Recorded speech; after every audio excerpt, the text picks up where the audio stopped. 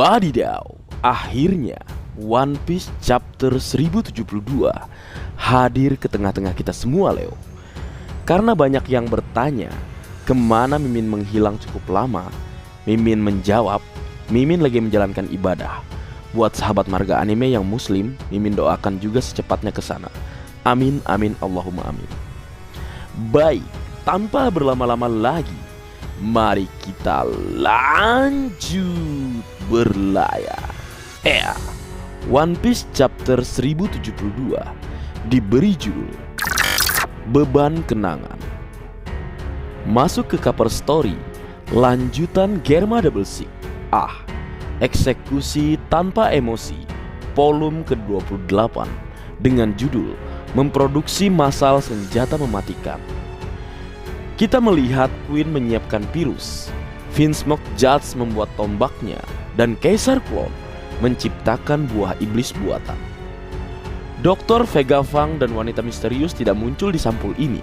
Tampaknya beberapa waktu telah berlalu sejak sampul terakhir. Mereka mengenakan pakaian lain dan Queen sedikit lebih gemuk. Dan buah iblis yang diciptakan Kaisar Clone berwarna hitam.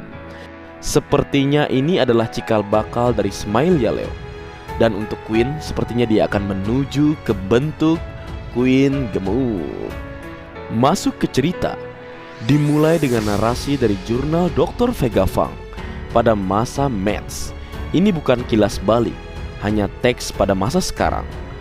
Dr. Vega Fang mengatakan bahwa meskipun dunia tidak menerimanya, dia memandang dia sebagai manusia sejati. Dr. Vega Fang berkata bahwa eksperimen ini akan menjadi langkah pertama mereka menuju perdamaian. Berlanjut, Jewelry Bunny mengubah dirinya menjadi anak-anak dan berpura-pura menangis untuk mendapatkan simpati Dr. Vega Fang. Ketika Vega Fang mendekati Jewelry Bunny, dia mengubah dirinya lagi, sekarang menjadi versi dewasa yang sangat keren. Dia terlihat kembung seperti balon. Tampaknya kekuatan Jewelry Bunny dapat membuatnya mengubah dirinya menjadi variasi yang berbeda dari dirinya di masa depan, atau semacamnya. Jewelry Bunny membuat usia Dr. Vega Fang dalam bentuk permata yang berkilauan. Kemudian dia mengubah Vega Fang menjadi bayi yang dapat berbicara. Hal tersebut mungkin berkat otaknya yang memang jenius ya, Leo. Vega Fang berkata, "Apa permata berkilau itu seusiaku?" Vega Fang mengatakan dia tidak bisa memberitahu Jewelry Bunny alasan mengapa dia mengubah Kuma di masa lalu. Karena alasan itu akan membuat Jewelry Bunny sangat kesakitan. Itu sebabnya Vega Fang berjanji pada Kuma bahwa dia tidak akan pernah mengatakan yang sebenarnya terjadi kepada Jewelry Bunny atau anak Kuma sendiri. Kemudian Jewelry Bunny berbalik dan melihat sebuah ruangan dengan kaki beruang di pintunya. Bunny berjalan menuju pintu dan menghancurkan kunci dengan membuat kunci tersebut menua. Kemampuan ini mirip dengan kemampuan Shinobu di negeri Wano Kuni. Menarik menunggu penjelasan pasti dari Oda Sensei tentang buah iblis miliknya. Berlanjut, kilas balik Dr. Vega Fang dan Kuma dimulai. Dr. Vega Fang terlihat mirip dengan kilas balik di Ohara. Kuma mengenakan pakaian pasien berwarna putih tanpa topi, memperlihatkan rambut dan kacamatanya. Dr. Vega Fang memberitahu Kuma bahwa seorang ilmuwan di West Blue menemukan bahwa berat manusia berkurang 21 gram setelah mereka mati. Jadi 21 gram adalah berat jiwa manusia. Dr. Vega Fang juga menjelaskan kemampuan Nikyu Nikyu no Mi milik Kuma. Dia mengatakan kekuatan Kuma mengubah hal-hal tak berwujud menjadi sesuatu yang nyata. Misalnya, Kuma dapat mengubah rasa sakit dengan mengubah sinyal saraf menjadi energi nyata yang dapat ia dorong keluar dari tubuh. Jadi lebih jauh, Kuma harus bisa melakukan hal yang sama dengan imajinasi, pikiran atau bahkan kenangan juga.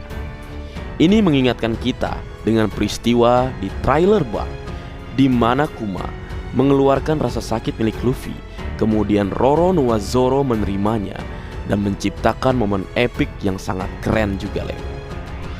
Kembali ke cerita, Dr. Vega Fang ingin Kuma mencoba mengeluarkan ingatannya sendiri karena dia ingin mengetahui berat dan ukuran ingatan manusia. Kuma tidak mau melakukan itu karena memalukan.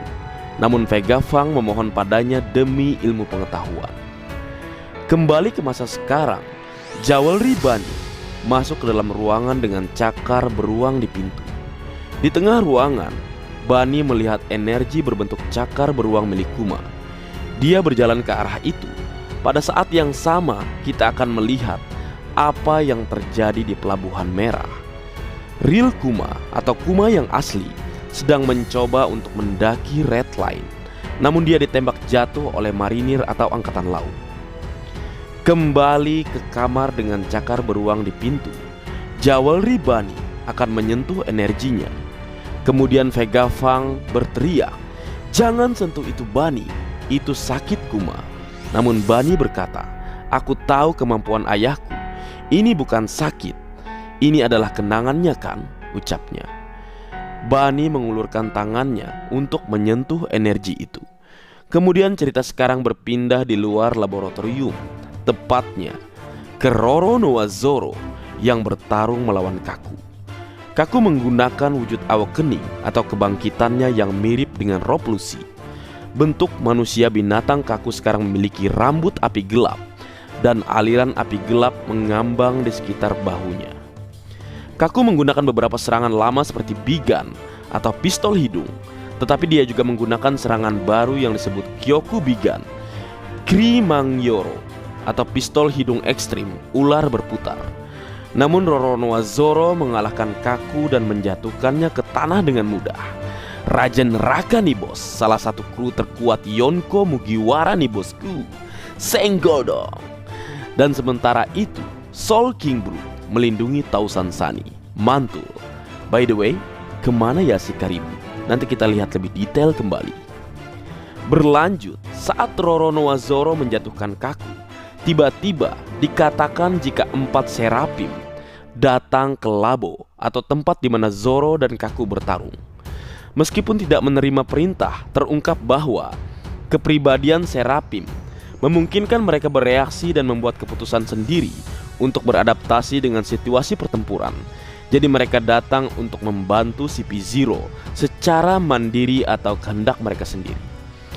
Namun bukan itu yang diinginkan CP0, karena Vega Fang masih memegang otoritas lebih tinggi dari mereka. Edison dan Lilith berlari keluar untuk mencoba merebut kembali Serapim. Sanji dan Franky pergi untuk membantu Zoro dan Brook. Luffy dan topi jerami lainnya tinggal di laboratorium. Rob Lucy memerintahkan Serapim untuk menghancurkan Labo sebelum Vega Fang bisa keluar. 4 Serapim mulai menyerang gedung Labo bersama-sama. Namun tiba-tiba leher Kaku digigit seseorang dan Kaku tertidur. Kita bisa menemukan atau melihat bahwa orang yang menggigit Kaku adalah Stussy yang memiliki sayap dan taring seperti vampir. Identitas aslinya terungkap. Stussy adalah tiruan dari Miss Buckingham Stussy, salah satu anggota Rock Pirates. Stussy adalah tiruan manusia pertama yang sukses dari Mats. Stussy berkata, "Aku baru saja menyuruh Kaku untuk tidur Lucy, dan sekarang aku akan ingin kau tidur juga." Waduh, wadidaw. Memihak Vega Fang juga kah Stussy? Jika benar, berarti selama ini dia adalah agen khusus yang disusupkan di pemerintah dunia. Dan jika memang CP0 berhasil diamankan dalam kondisi ini, berarti untuk keluar dari Egghead, mereka tinggal berfokus untuk mengatasi seorang admiral yang memang menuju ke tempat tersebut. Yap, mereka harus mengatasi Admiral Kizaru. Sangat menarik. Dan bersiap untuk Dezapu Arsabaudi ketika seluruh kru kalah telak. Saatnya revenge atau pembalasan. Yos, kalian pasti bisa, Mugiwara Pirate. Dan di akhir chapter tidak ada istirahat minggu depan, atau minggu depan tidak libur. Mantap. Baik, mungkin segitu dulu yang bisa aku bagi bersama kalian Leo. Semoga kalian terhibur dengan apa yang aku buat dalam kesempatan kali ini. Terakhir, jika ada kesalahan dalam pengucapan atau hal yang menurut kalian kurang pas atau kurang tepat, Marga Anime memohon maaf yang sebesar-besarnya. Sekian.